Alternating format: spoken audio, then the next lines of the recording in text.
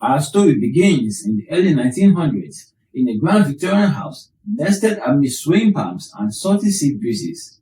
Young Robert Eugene Otto, a boy of 6, received an unusual gift from his family's Bohemian servant, a handmade doll fashioned from clothes and straws, its button eyes gleaming with an otherworldly gaze. This servant was always treated poorly by the Otto family and had sworn to seek vengeance through the doll by invoking evil spirits into the doll. If you're joining me for the first time, I want to welcome you to the Dark Past, where you'll be enjoying amazing true stories from the past and from around the world. So please do sit back, relax, and enjoy today's story.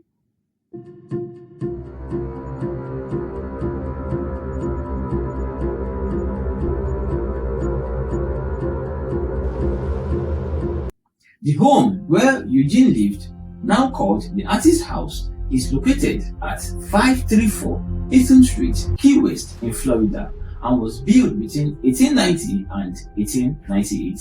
It was here that Eugene was given Robert the doll and where a friendship that lasted throughout his lifetime and beyond was forged.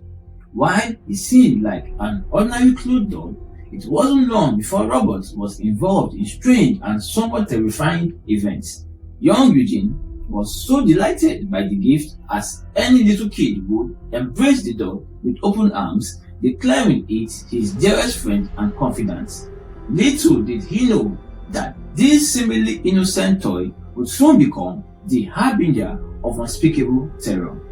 The first hint that something out of the ordinary was happening was one night when Eugene, who was only 10 years old, awoke to find Robert the doll sitting at the end of his bed staring at him. Moments later, his mother was awoken by his screams for help and the sound of furniture being overturned in her son's bedroom. Eugene cried for help, begging his mother to rescue him.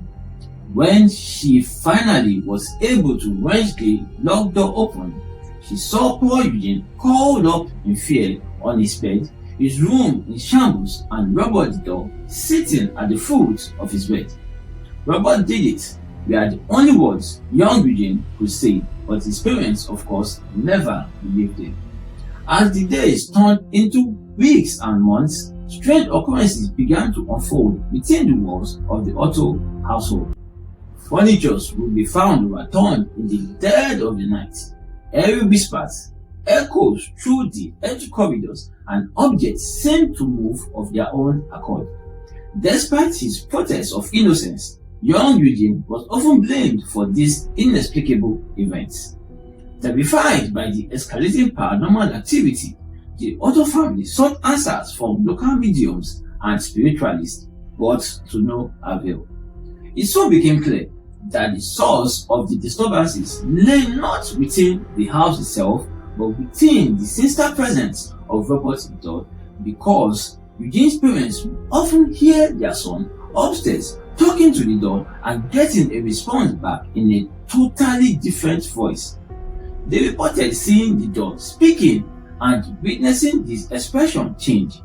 Giggling and sightings of Robert running up the stairs or staring out of the upstairs window were also reported.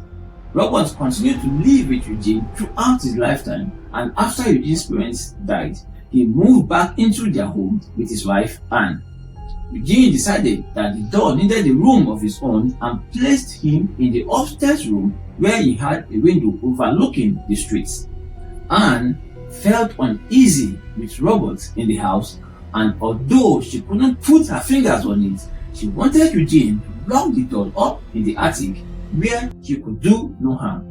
Eugene considered, and as one could imagine, Robert the doll was not happy with his new digs.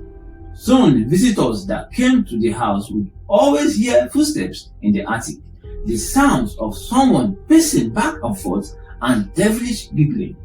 Neighborhood children reported seeing Robert watching them from the window in the upstairs bedroom and told accounts of the doll mocking them as they walked to school.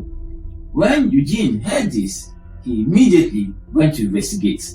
Knowing that he had locked the door Robert in the attic, and there was no way he could be sitting by the window of the bedroom upstairs. But to his complete shock, when he opened the door to the bedroom, there was Robert sitting in the rocking chair by the window. Eugene locked Robert back up in the attic several times, each time discovering him again sitting by the window in the same upstairs bedroom. Whispers, of course, began to spread throughout the town, warning of the malevolent spirits that dwelled within the doll's button eyes.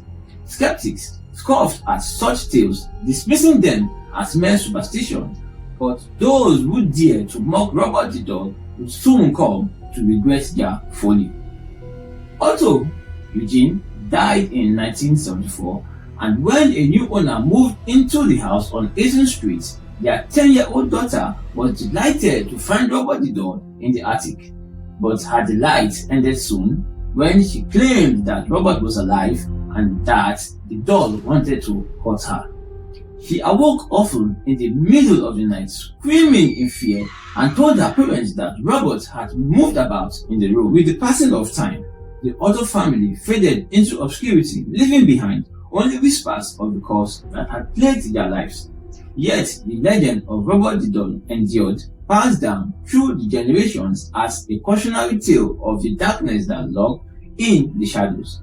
Today, Robert the doll resides within the confines of the Fort East Montello Museum, encased in glass and watched over by wary caretakers. Visitors from far and wide flock to catch a glimpse of the infamous doll, drawn by its macabre aura and the widespread tales of his haunted past. And though the years may pass and the world may change, the cause of Robert the doll endures, a chilling reminder of the darkness that lies dormant within us all. And so, dear viewers, as you ponder the tale of Robert the doll and the cause that binds it, remember this: tread lightly in the realm of the unknown, for there are forces beyond our comprehension that seek to ensnare us in their grasp. And should you ever find yourself face to face with the haunted gaze of Robert the doll, beware, for in its button eyes lies a darkness that knows no bound. This story inspired the movie titled Child's Play. That brings us to the end of today's story. Hope you enjoyed it. If you did, please don't forget to give it a like and share it, which encourages me to bring you more interesting stories like this from around the world. I don't know what media you're watching this with, but you can also find me on Facebook, Instagram, Twitter, TikTok, Threads, and YouTube. And please don't forget to subscribe to my YouTube channel and turn on all notifications so you don't miss any of my videos. Thank you. See you next time, and bye for now.